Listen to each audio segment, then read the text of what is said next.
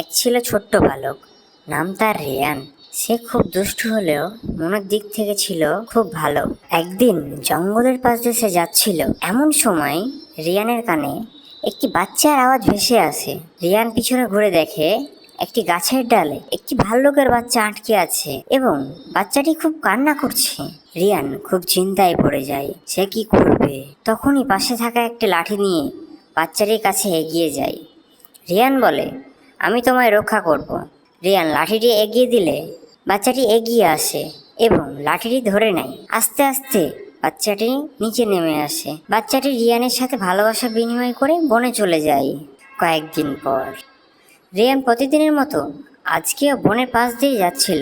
সে সময় একটি বাঘের গর্জন শুনতে পায়। রিয়ান পিছনে ঘুরে দেখে বাঘটি তার দিকে এগিয়ে আসছে এবং বলে, বাহ, আমার দুপুরের খাবার তো আজ নিজেই শিকার হতে চলে এসেছে।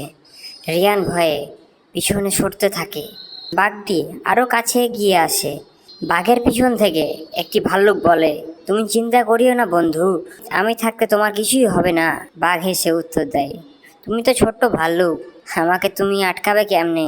ভাল্লুকটি ভয়ে ভয়ে বলে, আমি আমার বন্ধুর জন্য সব কিছু করতে রাজি। এই বলে ভাল্লুকটি একটি ফল গাছে উঠে যায় এবং গুচ্ছ গুচ্ছ ফল বাঘের মাথায় ফেলতে থাকে। পাশে থাকা বনের সকল পাখি ও ছোট প্রাণীরাও বাঘের উপর হামলা শুরু করে। বাঘটি অনেক রাগান্বিত হয়ে যায় এবং বনের ভিতর চলে যায়। এই দেখে বনের সবাই অনেক খুশি হয়ে যায়। রিয়ান ও ভাল্লুক ভালো বন্ধু হয়ে যায়। এভাবে রিয়ান প্রায় আসতো জঙ্গলে এবং বনের সবার সাথে আনন্দ করত। বনের সবাই রিয়ানকে তাদের বন্ধু বানিয়ে নেয়। এভাবে চলতে থাকে তাদের বন্ধুত্ব। পাখির কোলাহল বনের সকলের মন কাড়ে।